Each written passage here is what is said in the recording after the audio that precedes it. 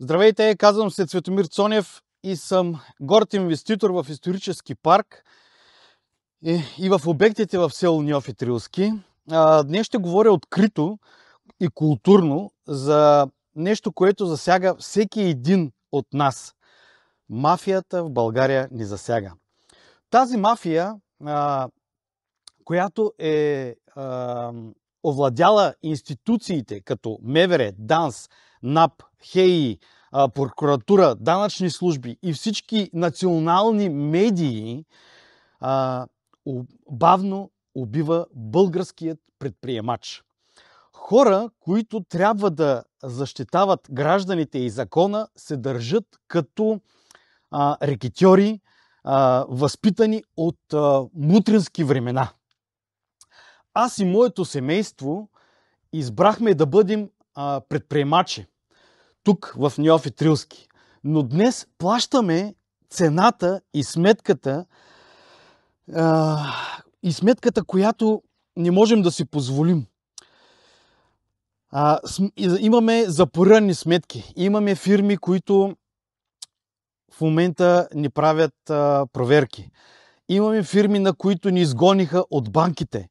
И не можем да оперираме с фирми. Направили сме всичко възможно да работим в радиус на 100 км с всички други предприемачи като нас, като хотели, като ресторанти, като обществени заведения, институции, също така като държавни институции, да кажем като училища, като детски градини. Да не говорим, че тук в радиус на 100 км имаме изключително много археологически обекти, които всички отказват да работят с нас. Това е, меко казано, убийство на държавно ниво. Убийство на бизнеса, на бъдещето и на човешките права. Аз не се оплаквам. Разказвам личната си история. История на човек, на инвеститор, на баща на 4 деца, които виждам как бъдещето им се унищожава. Но този проблем не е само мой. От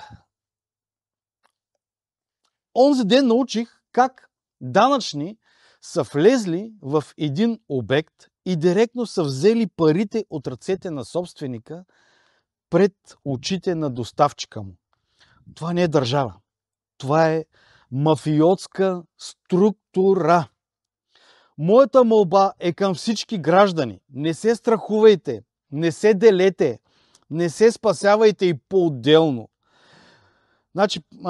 Защото точно това искат тези хора. Разделяй и владей. Помнете, наведената глава не я сече ятаган, но ви превръща в роби в собственият ви живот, не някъде другаде. Аз съм Цветомир Цонев и въпреки всичко оставам да се боря тук за моите деца, за вас, за България. Благодаря ви.